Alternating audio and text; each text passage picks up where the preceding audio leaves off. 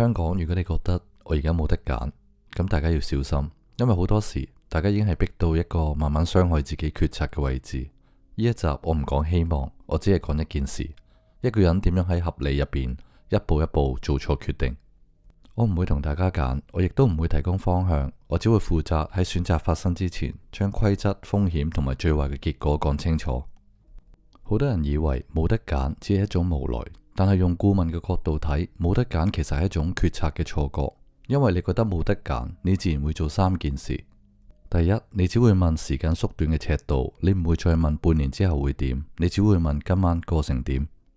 第二，你開始會降低底線，唔係因為你變壞，係因為你同自己講我都冇辦法啦。第三，大家會開始用一種風險換呼吸，借錢、夾硬撐，或者可能搏一鋪，接一啲唔應該接嘅局，求嘅係可以有一束緩衝嘅氣。當你以為你喺度求生緊，但係其實你做緊嘅係將自己逼入一個越做越冇得返轉頭嘅結構。喺地下系統最聰明嘅地方，從來唔係逼你，係令到你自己同自己講到好似好合理。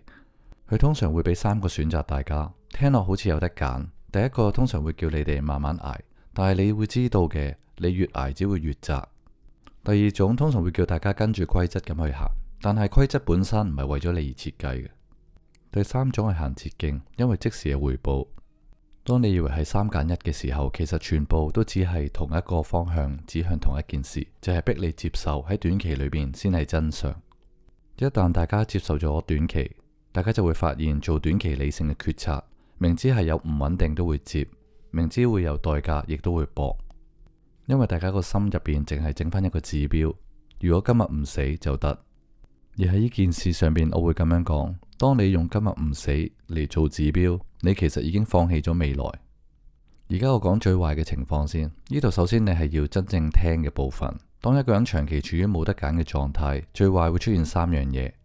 第一，你會建立一個靠錯誤維持嘅人生，你一日唔借唔搏，個系統會崩壞。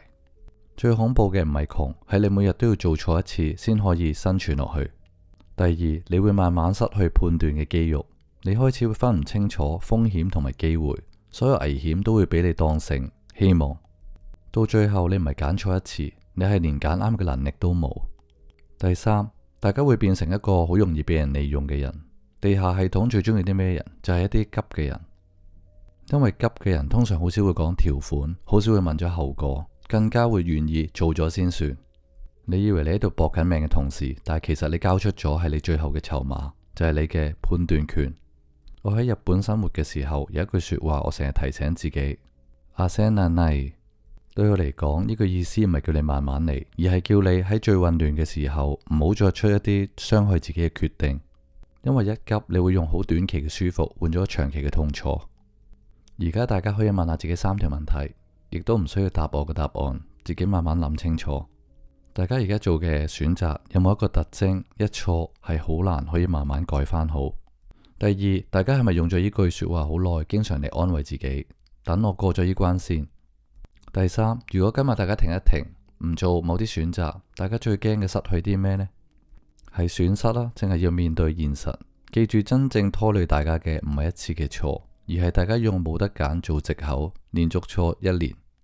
好多人以為決策顧問係俾意見，其實唔係。